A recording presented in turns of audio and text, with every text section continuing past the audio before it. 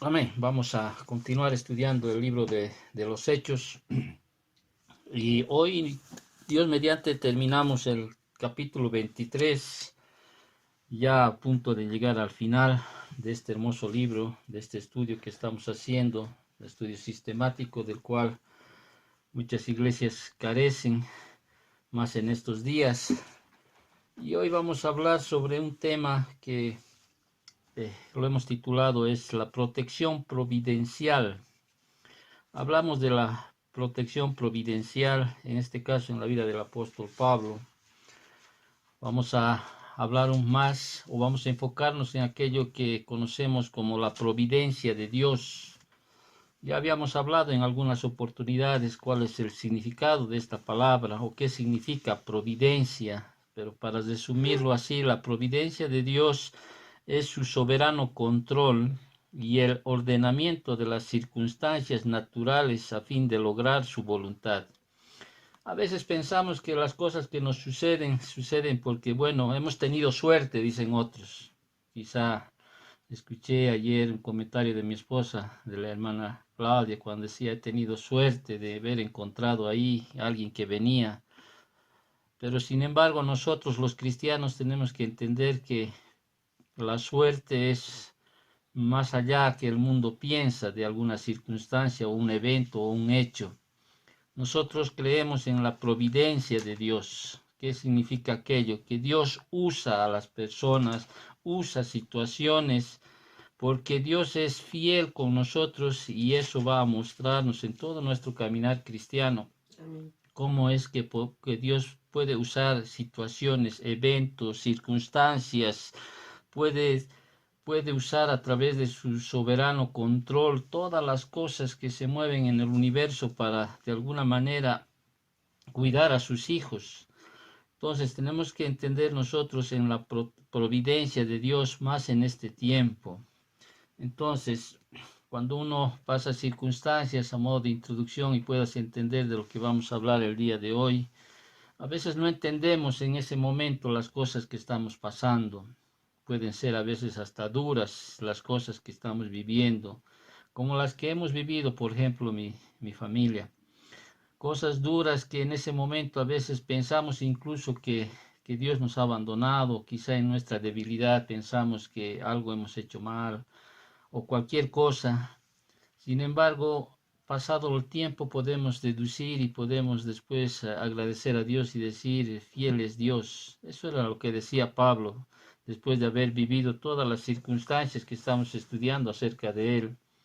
Allá en la primera carta a los Corintios, él establece y manifiesta siempre esta frasecita, Dios, fiel es Dios, dice, fiel es Dios, fiel es Dios, porque él ve que la providencia de Dios se manifestó en su vida en momentos difíciles que él pasaba. Quizá hoy puedes decir, estás pasando una situación difícil, pero más adelante tengo la seguridad de que Dios te va a mostrar por qué Dios ha permitido que pases esas situaciones, aunque sea incluso por una disciplina que uno está pasando, o bien porque quizá no has hecho nada, como en este momento estudiamos en la vida del apóstol Pablo, con una conciencia eh, tranquila, ¿sí? Porque él mismo dice, he procurado tener la conciencia limpia ahí en el capítulo 24, versículo 16. Y de esa misma manera nosotros ya habíamos entendido la anterior semana que debemos tratar de siempre procurar tener una conciencia limpia, no solo delante de Dios, sino también delante de los hombres. Y a veces es un día a la vez, porque no hay más gratitud más grande que tener o al final de la jornada del día decir, bueno, hoy tengo la conciencia limpia. Sin embargo, debe ser un día a la vez porque a veces decir esta semana voy a procurar tener una conciencia limpia delante del Señor, a veces son 7 días que a veces son muy largos, así que la lucha tiene que ser a diaria, lo digo yo así. Entonces hoy el tema es la protección providencial y este pasaje se encuentra a Pablo en circunstancias difíciles. Te acordarás las anteriores semanas. lo habían acusado falsamente cuando Pablo llegó allá a Jerusalén. Lo habían golpeado, lo habían arrestado, lo habían encarcelado, habían conspirado contra él, ¿sí? Sin embargo, habíamos visto también, ya estudiando las lecciones anteriores, Dios lo liberó, no por medio de un milagro sobrenatural, sino mediante su orden providencial de las circunstancias. En la soberanía de Dios podía actuar en ese tiempo a través de un milagro, como lo hizo, por ejemplo, con Pedro, sacándolo de la cárcel, te acordarás. Pero acá vemos cómo es que en este capítulo que vamos a estudiar, o en estos versículos que vamos a estudiar, vamos a ver la orden providencial que Dios establece para cuidar, para ser fiel a este su siervo que es el apóstol Pablo. De alguna manera, cuando uno ve la vida del apóstol Pablo a manera de introducción, a veces podemos ir al Antiguo Testamento y ver de una manera similar en la vida del rey David. Te acordarás del rey David que experimentó también la protección providencial de Dios ante un rey que quiso perseguirlo y matarlo a toda costa por varios años, ni siquiera por un pequeño tiempo de tiempo, sino varios años hasta que hubo una guerra civil y todo aquello, y pues Dios protegió a través de la providencia de Dios a este rey que él había escogido y había desechado al otro.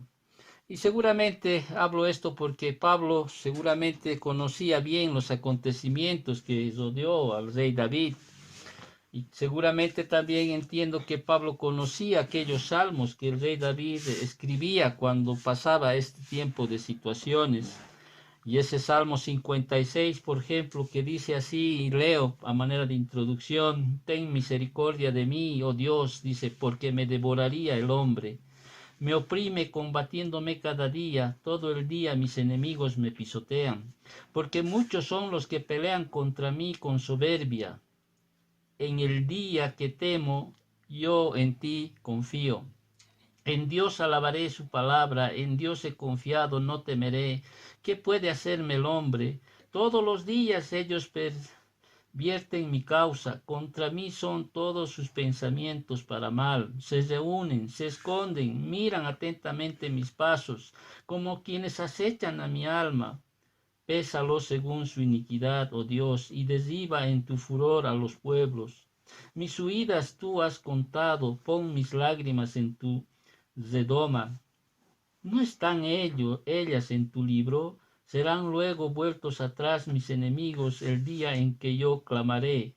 Esto sé, que Dios está por mí. En Dios alabaré su palabra, en Jehová su palabra alabaré. En Dios he confiado, no temeré. ¿Qué puede hacerme el hombre? Sobre mí, oh Dios, están tus votos. Te tributaré alabanzas, porque has librado mi alma de la muerte y mis pies de caída, para que ande delante de Dios en la luz de los que viven. Ese salmo seguramente el apóstol Pablo tenía en su mente cuando estaba pasando estas circunstancias, y algunos otros salmos que él conocía, porque él era un conocedor del Antiguo Testamento. Pero sin embargo, él, como se dice en la actualidad, hasta que Dios abra la puerta, adóralo en el pasillo, dicen algunos, y debemos seguir adorándolo y creyendo. Por eso decía y añadía antes de empezar que nosotros caminamos por fe y no por vista. Y lo que debemos entender, y hoy debes entender, hermano, que estás al otro lado, lo que tienes que entender es que la providencia de Dios sí o sí se va a manifestar en tu vida, porque Dios es fiel. No temeré, dice. ¿Qué mal me puede hacer el hombre? Sabemos que los cristianos, ya hemos hablado en las anteriores clases, vamos a ser muchas veces perseguidos, incluso más por nuestro entorno familiar. Sabemos que vamos a sufrir persecución por las cosas que hacemos, por las cosas del Señor. Sabemos que vamos a perseguir, vamos a ser acusados falsamente y incluso golpeados en algunas circunstancias, maltratados.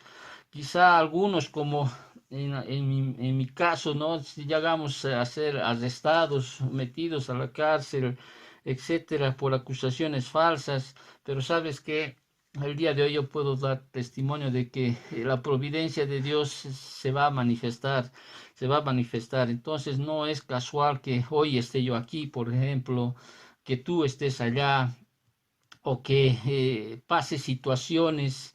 Yo entiendo que en la fidelidad de Dios, Dios es fiel con nosotros y a veces incluso inmerecidamente, la providencia de Dios siempre va a estar en nosotros. Aún en necesidades, a veces nosotros dependemos de algo que hoy vamos a estudiar, la providencia de Dios. Muchas veces no podemos tener ni para el día siguiente alimento o no podemos perder incluso alguna situación que puede estar, que no se puede dar, pero sin embargo, si tú dependes de la provisión de Dios, de la providencia de Dios, pues espera, porque Dios es fiel, dice Pablo, y lo dijo Pablo pese a lo que había vivido.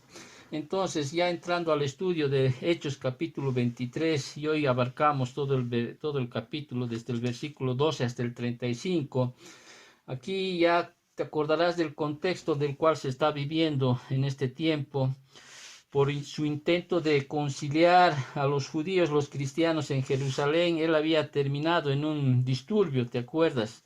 Ahí en Hechos 21 en adelante.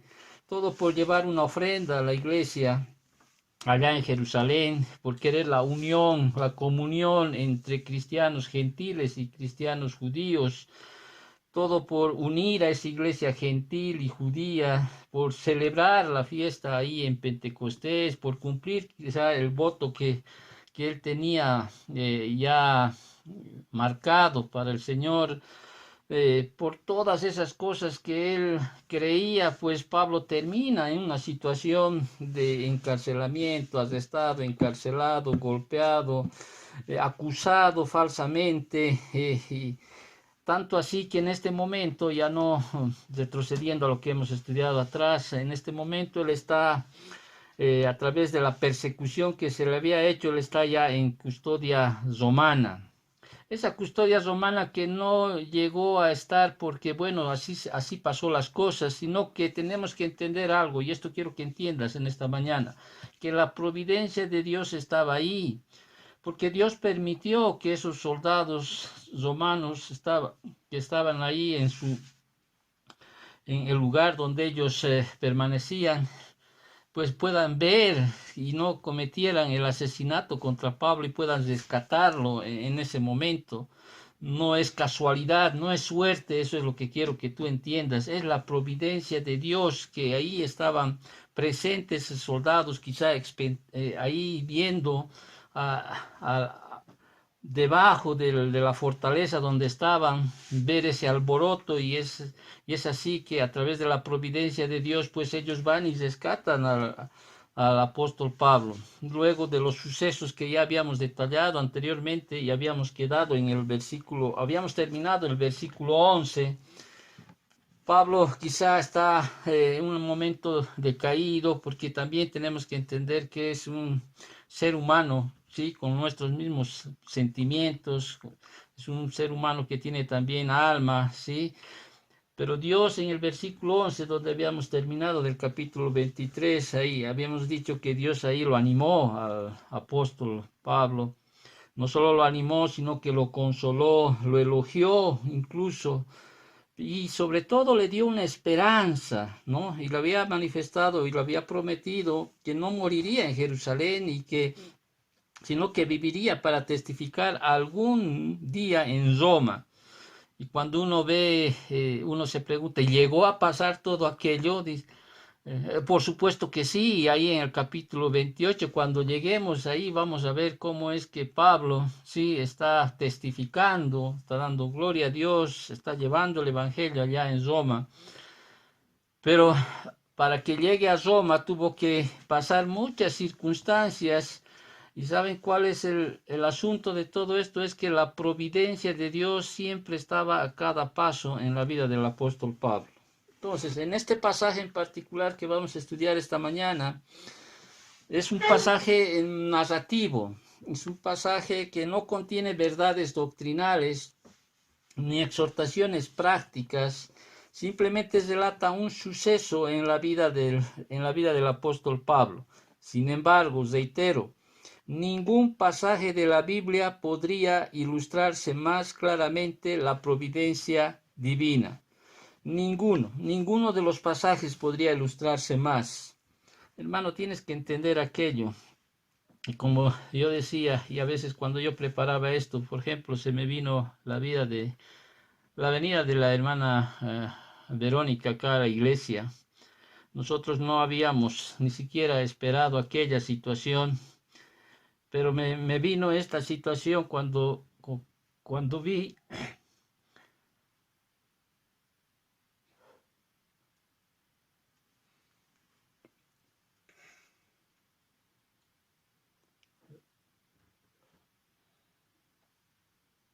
esta situación de ver la providencia divina y me recordó la vida de la hermana Esther del Antiguo Testamento, porque una de las frases que está en su libro es: para esta hora has llegado.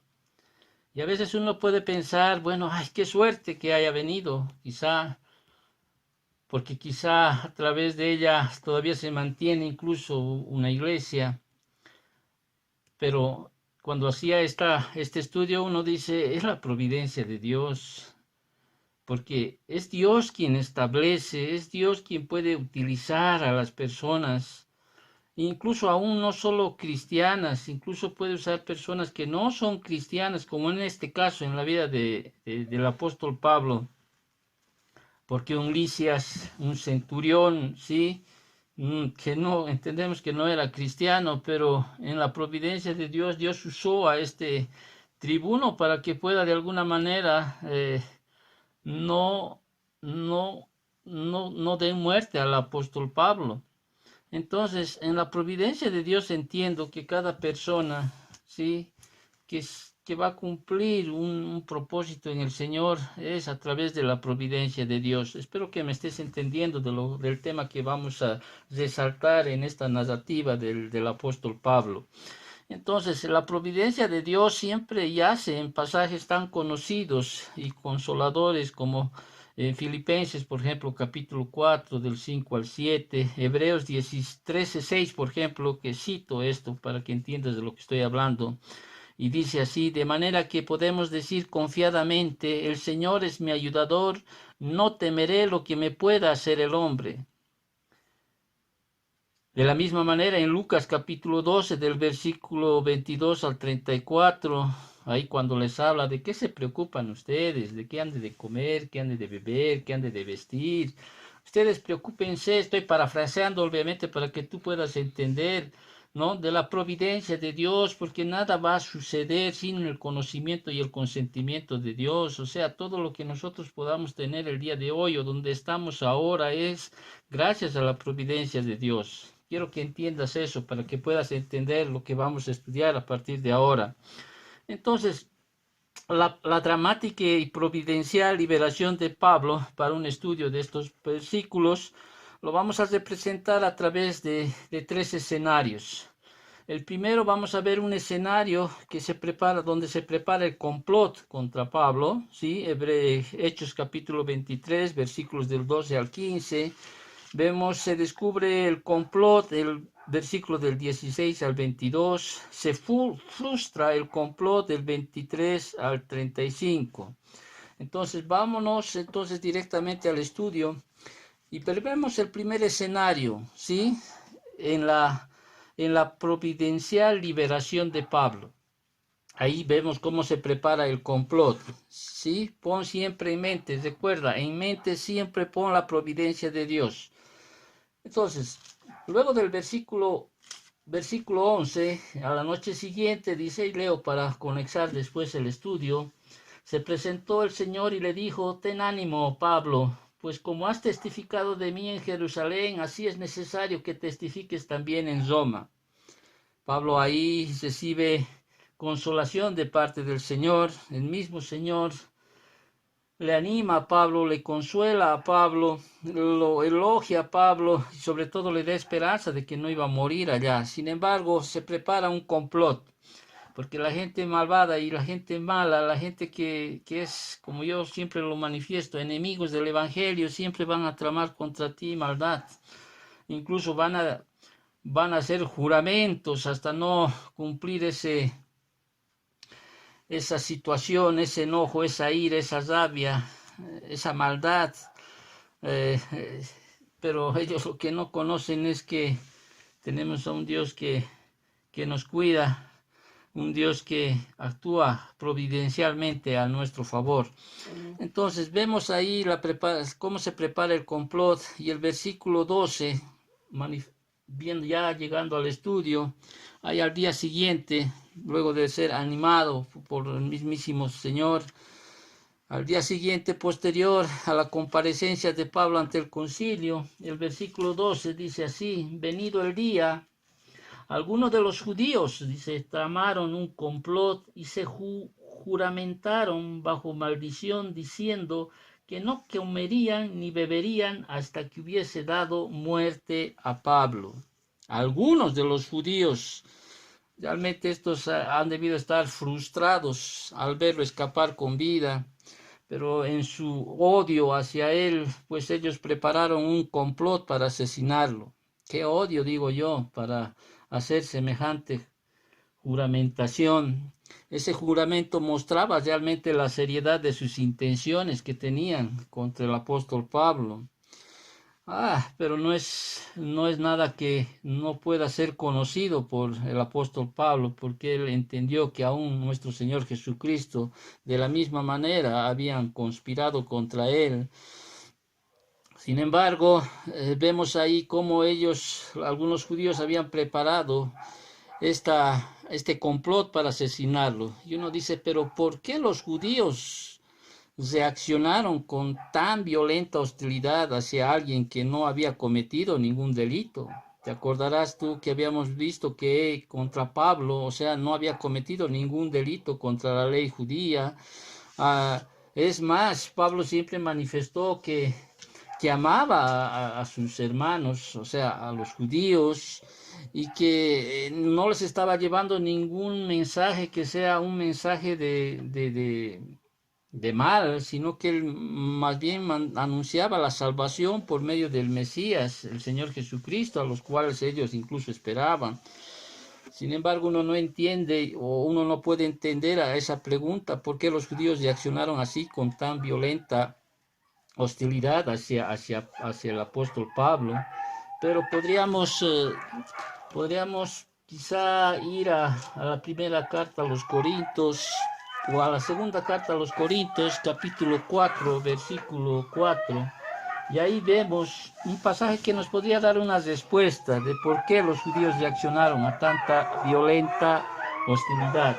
Y dice así: en los cuales, dice, el Dios de este siglo cegó el entendimiento de los incrédulos para que no les resplandezca la luz del Evangelio de la gloria de Cristo, el cual es la imagen de Dios. Entonces Pablo da la respuesta a la pregunta que hemos hecho: ¿por qué tanta hostilidad? ¿Por qué los judíos reaccionaron con tan violenta hostilidad al punto de querer matarlo?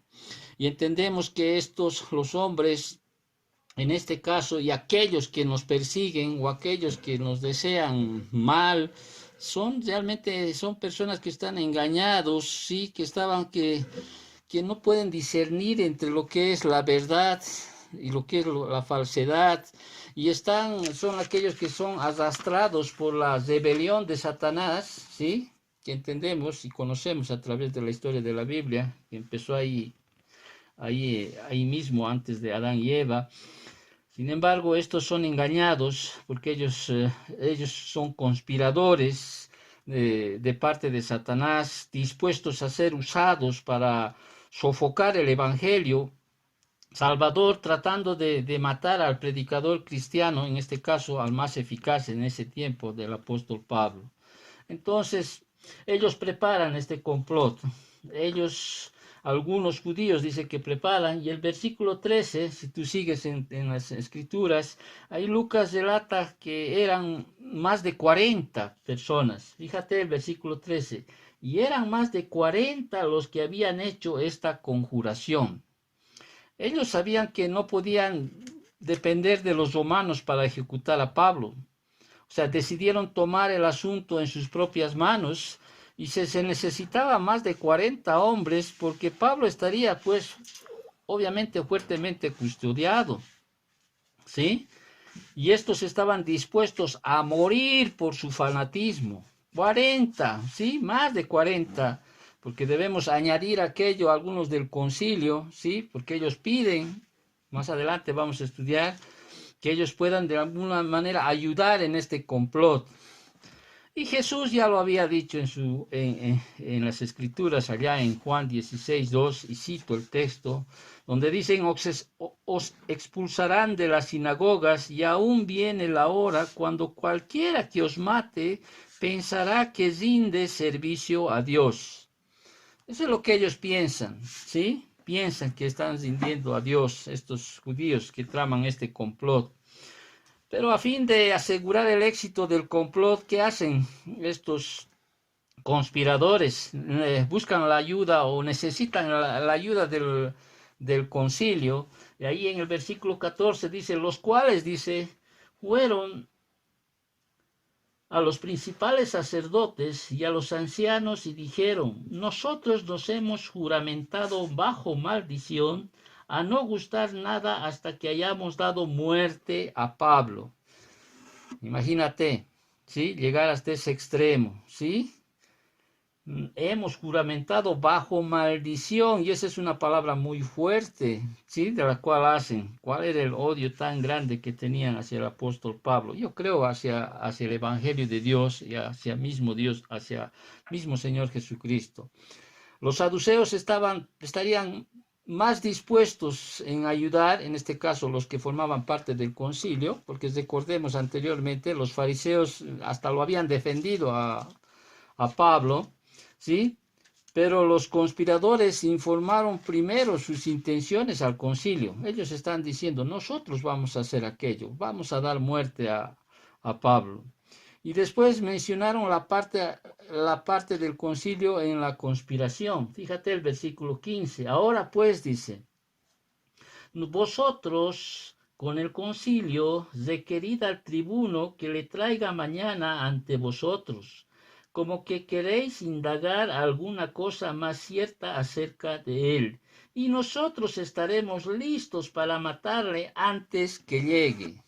O sea, el que tomara parte del concilio es muestra evidente de la corrupción que había en ese tiempo de la Corte Suprema Judía o de la Corte Suprema de Israel.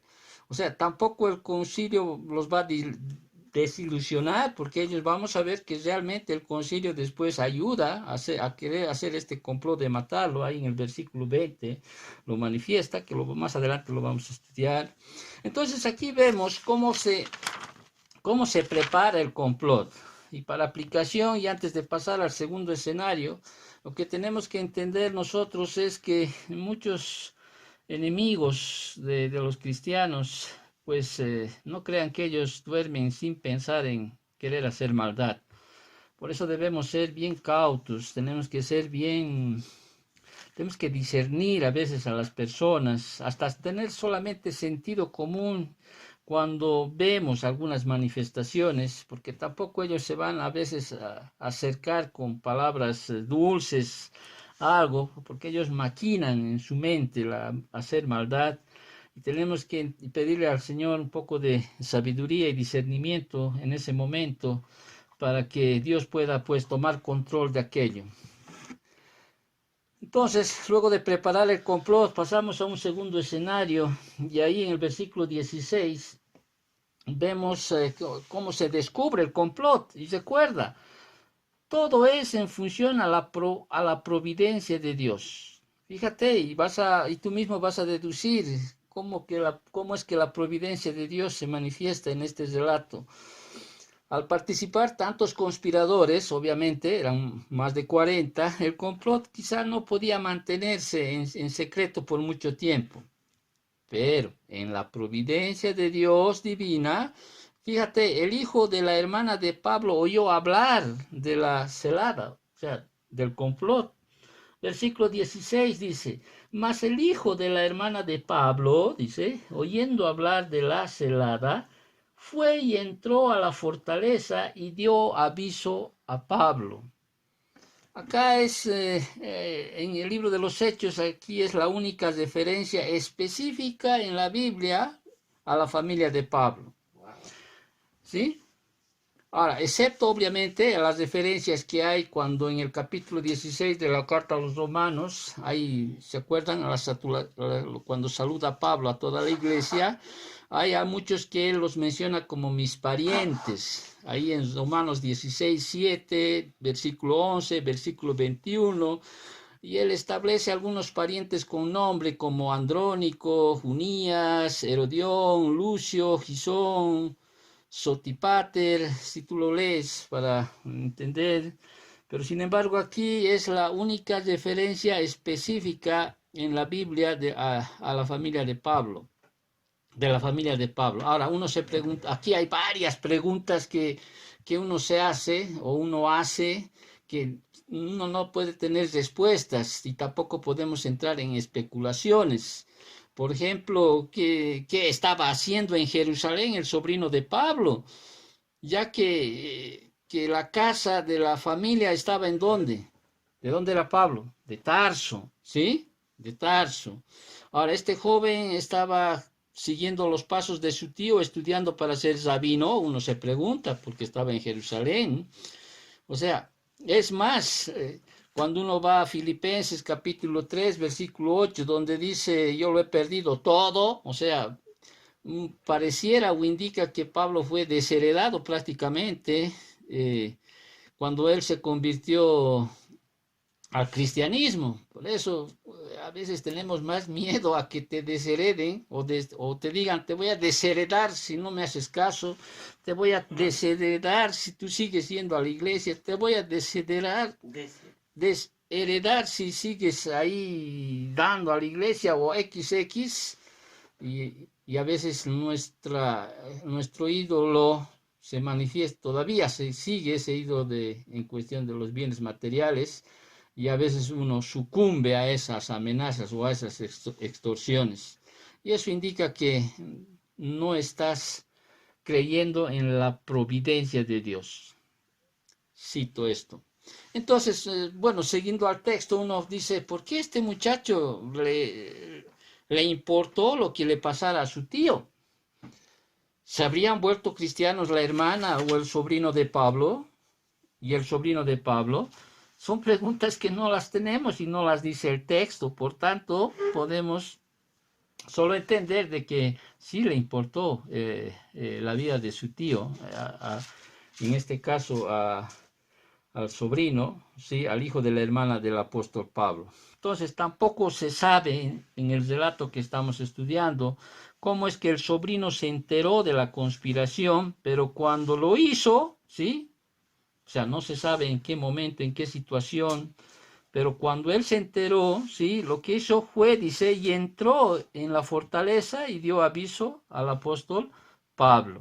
Y el apóstol, pues, no es que no estaba acusado por ningún delito, estaba en prisión ahí preventiva, ¿no? Le permitían recibir visitas.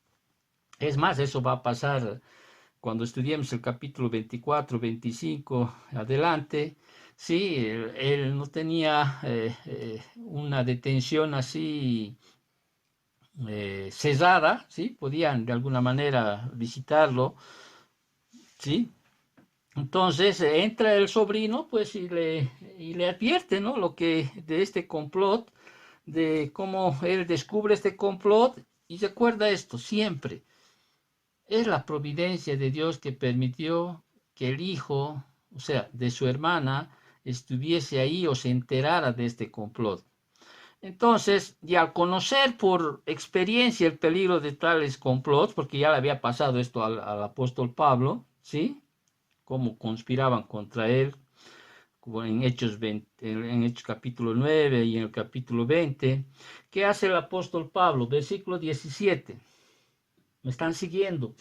Pablo dice, llamando a uno de los centuriones, dijo, lleva a este joven ante el tribuno porque tiene cierto aviso que darle. Entonces lo que hace Pablo ante el peligro de tal complot es llama al centurión, ¿sí? ¿No? Y le dice que lo lleve ante el tribuno. Y entendemos aquí que había un respeto a la ciudadanía romana del apóstol, porque no a cualquiera tampoco podían haber hecho caso un centurión, pero ellos ya sabían que Pablo tenía ciudadanía romana, ¿no es cierto? Además había un respeto entre rangos, entre por ejemplo el centurión y Lisias. Sabía el apóstol Pablo que poco o nada quizá podía haber hecho un centurión y debía de alguna manera recurrir a un superior, en este caso al tribuno, a Lisias, ¿no? Y bueno, el centurión lo que hace es informar la situación a su oficial al mando, ¿no? Y ahí el centurión, ¿qué hace? Toma al sobrino de Pablo, versículo 18, fíjate, dice, entonces tomándolo lo llevó al tribuno y dijo, el preso Pablo me llamó y me rogó que trajese ante ti a este joven que tiene algo que hablarte. Y ahí el tribuno ya estaba en ese momento, estando en el estudio que estamos haciendo, estaba realmente quizá desesperado por cualquier información que le pudiera ayudar a decidir qué hacer con Pablo, porque te acordarás, ya tuvo eh, días atrás, él quería de alguna manera que este caso se resuelva, por eso llamó al concilio y pensando que iban a dar una solución al concilio, pero bueno, las cosas se presentaron como ya habíamos estudiado y él tuvo que nuevamente resguardar su vida. Entonces el tribuno comprendió que la información era confidencial, ¿no? Y lo llevó aparte para que hablar con él en privado. Y aún ni siquiera el centurión se le dio a conocer esta situación. Y el muchacho informó a Lisias del complot con todo lujo de detalles. Por eso dice en el versículo 20, dice, ¿no? Y él le dijo, los judíos han convenido en rogarte que mañana lleves a Pablo ante el concilio, como que van a inquirir alguna cosa más cierta acerca de él. Entonces, por la providencia de Dios, Lisias se entera del complot antes de que los judíos ni siquiera se le aproximaran, ¿sí? O sea, se entera del complot. El sobrino de Pablo, en el versículo 21, ¿qué hace? Le insta al comandante romano a no ceder. Por eso el 21 le dice, pero tú le dice, no les creas, porque más de 40 hombres de ellos le acechan, los cuales se han juramentado bajo maldición a no comer ni beber hasta que le hayan dado muerte. Y ahora están listos esperando tu promesa. Entonces ahí, reitero, ahí el sobrino lo que hace es instar al comandante, al tribuno, a que no ceda a las peticiones que le pueden hacer. Entonces, conociendo la gravedad de la situación, ¿qué hace Lisias de inmediato? Lo que todo gobernante debería hacer. Reitero, lo que todo gobernante, todo servidor debería hacer. Fíjate el versículo 22. Entonces, dice, el tribuno despidió al joven, mandándole que a nadie dijese que le había dado aviso de esto. Dice, no des aviso a nadie. ¿Por qué? Obviamente porque si se enteraban de que Lisias ya había sido advertido sobre este complot, seguramente en su afán de cumplir su promesa, pues hubieran de alguna manera haber hecho otro plan, ¿no? Abandonando el plan primero. Lisias debió razonar que si esta conspiración no se hubiera descubierto, podrían haber matado al apóstol Pablo. Y es más, pudo haber ocasionado un revuelto, ¿no? O sea, asesinato, o sea, hubiera habido muertes en este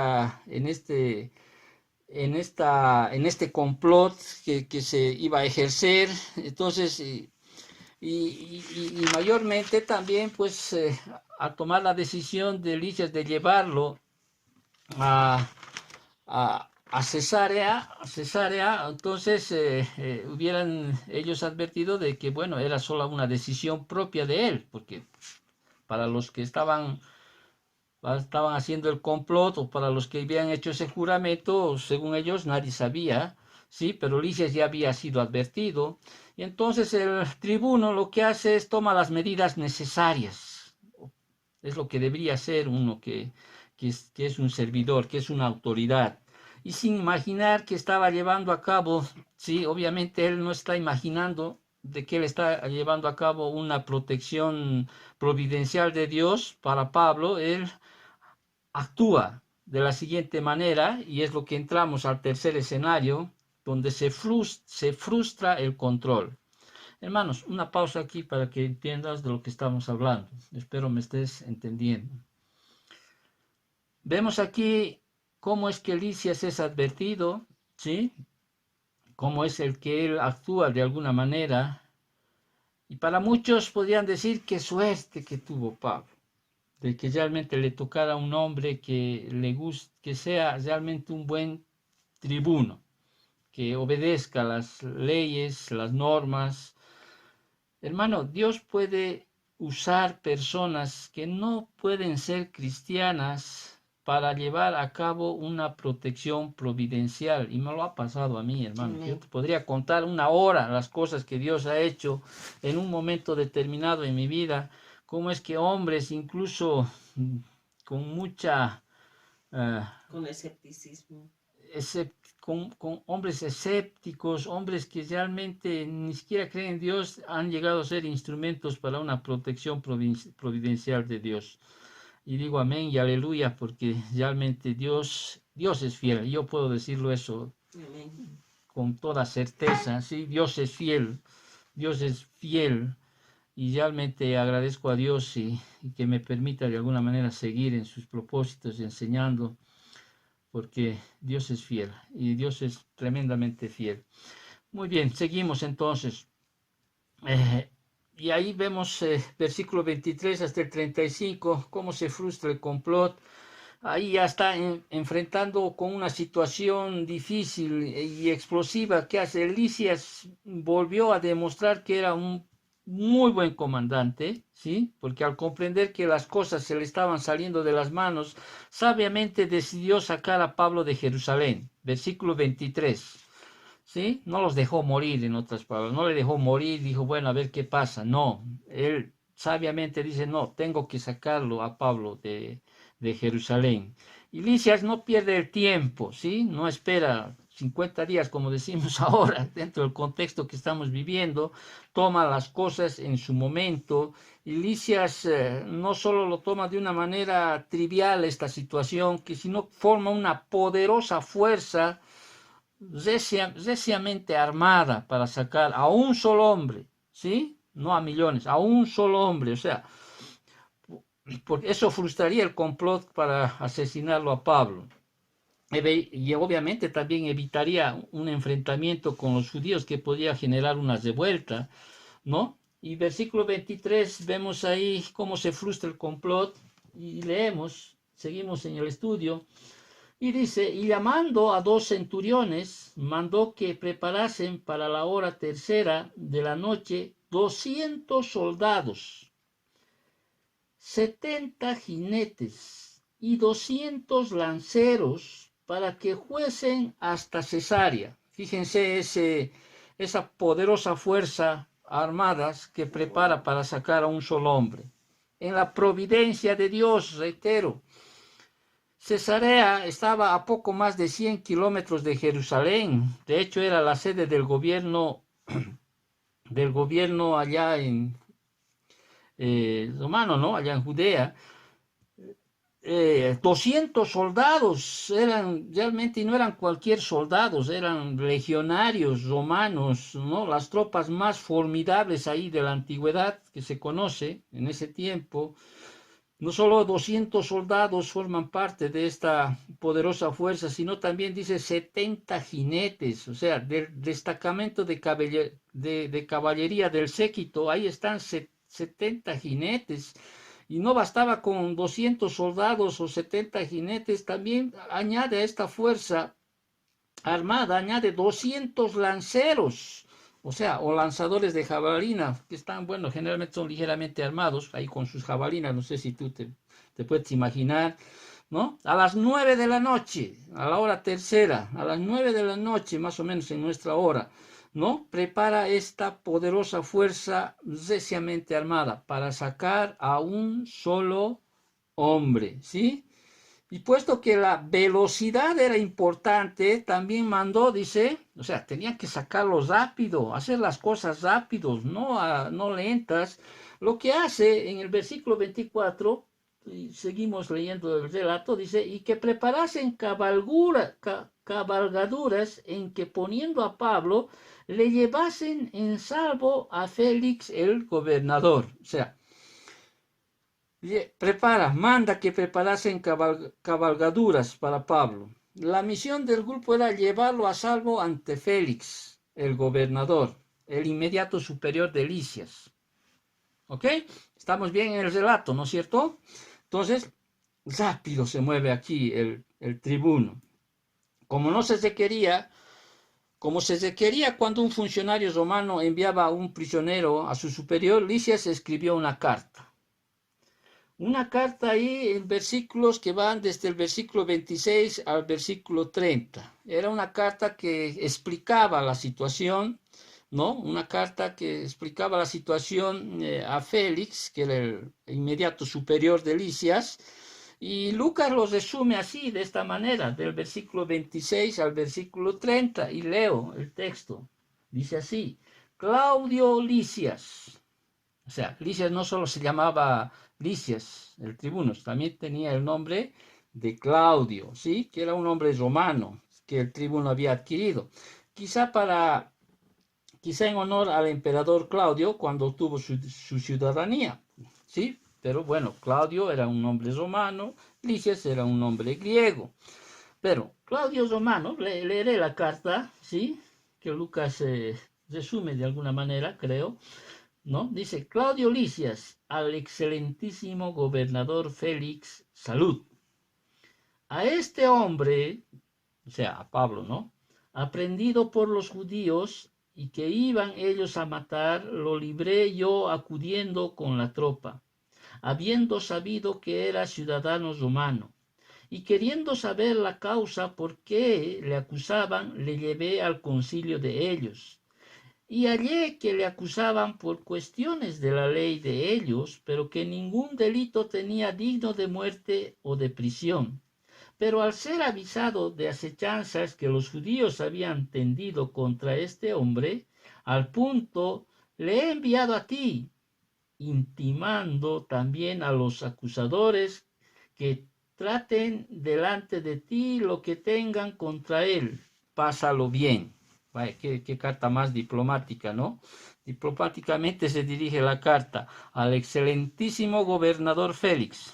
Entonces, esta misiva resume con bastante exactitud los acontecimientos que le llevaron a la decisión de enviar a Pablo hasta Cesarea. Bueno, cuando vemos todos los acontecimientos que habían pasado, obviamente podríamos decir que había embellecido esta carta, ¿no? Porque ahí no menciona, o por lo menos en el texto, no menciona sobre cómo se descubrió, por ejemplo, su ciudadanía romana que él tenía, después de haberlo incluso hasta pensado de que era un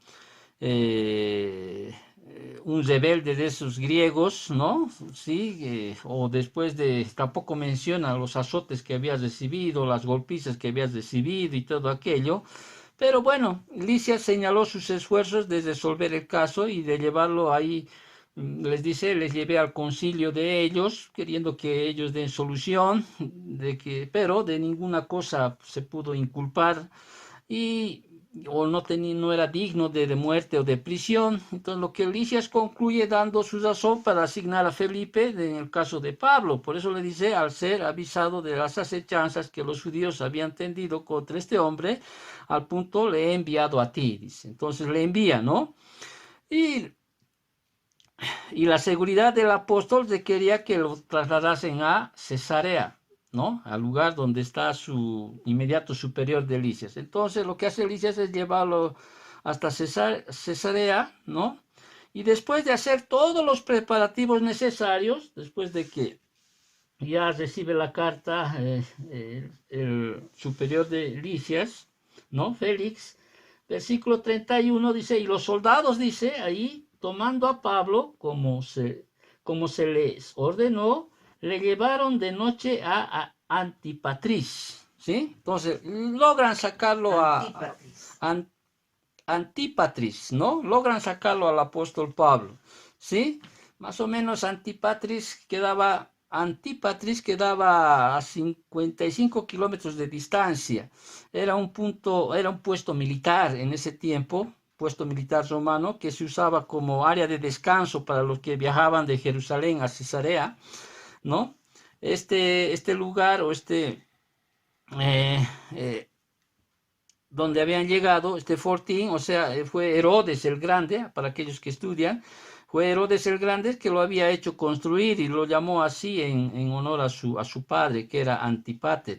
Entonces llegan a este lugar, ¿sí? 55 kilómetros más o menos de distancia, ¿no? Y después de pasar con éxito la principal zona de peligro alrededor de Jerusalén, las tropas que escoltaban a Pablo pasaron la noche ahí en Antipatris.